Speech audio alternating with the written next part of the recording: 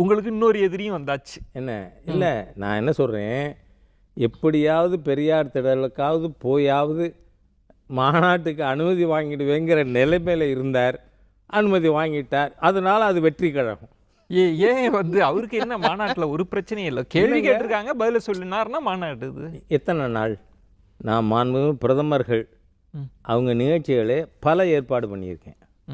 அந்த அளவுக்கு அரசாங்கத்தோட நிர்வாகத்தோடு நம்ம டீல் பண்ணியிருக்கோம். அதனால் இவருக்கு வந்து இவர் பணியை வைக்கணும் அப்படிங்கிற மாதிரி திராவிட முன்னேற்ற கழகம் அல்லது தமிழக அரசின் பக்கத்தில் ஒரு நிலைப்பாடு இருந்தது.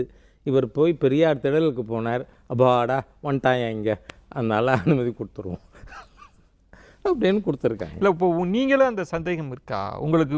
விஜய் வந்து விஜய்க்கு திமுக நெருக்கடி பிரஷருக்கு அன்னைக்கு படிஞ்சிருக்காருங்கிறது கணிப்பு. ஆனால் அவர் தொடர்ந்து மதவாத சக்திக்கு எதிராக பாஜகவா தான் சொல்றாரு. நான் இதே கேள்வி கேட்குறேன் சார். ரம்ஜானுக்கு சொல்லுவீங்க, மொஹரமுக்கு சொல்லுவீங்க வாழ்த்து, ஈஸ்டருக்கு வாழ்த்து சொல்லுவீங்க, விநாயகர் சதுர்த்திக்கு சொல்ல மாட்டீங்களா?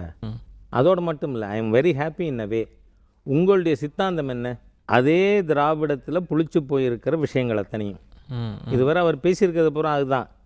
நீட்டு பற்றி பேசுகிறார். வித்தவுட் நோயிங் நீட்டு பில்லை பைலட் பண்ணதே காந்தி செல்வன்னு.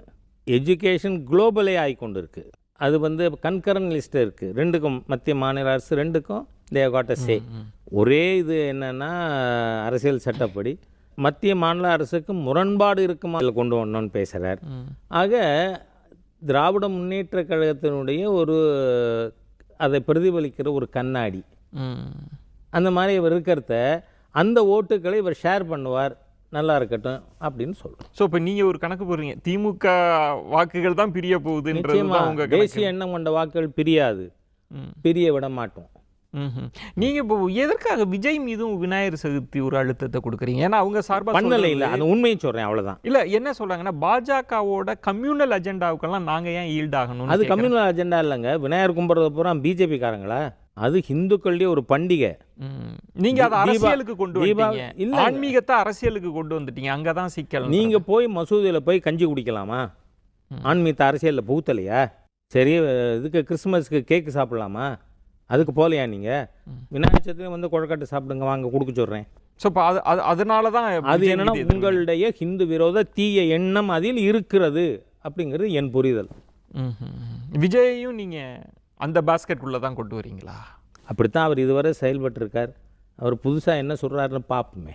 கொள்கை நாள் இருக்குல்ல, வரட்டும். இல்லை, மாநாடு அறிவிச்சிட்டு சொல்கிறார் தமிழ் மண்ணின் மகனாக வரேன் அப்படின்ற. நான் என்ன சொல்கிறேன், ராஜா வந்து இந்தி மண்ணா? இல்லை, அண்ணாமலை என்ன மண்ணு? தமிழ் மண் தான். அதனால நீங்கள் ஒன்றும் இது ஸ்பெஷல் இல்லை. இது ஏதாவது திராவிடம் ஆரியம் அது மாதிரி கொண்டு வராரா? நான் திராவிடம் பற்றியே பேசும்போது பேசியிருக்கேன் ஏற்கனவே. அது நீண்ட விவாதம். இருந்தாலும் சொல்கிறேன், இன்றைய பிரதமரே திராவிடர். ஏன்னா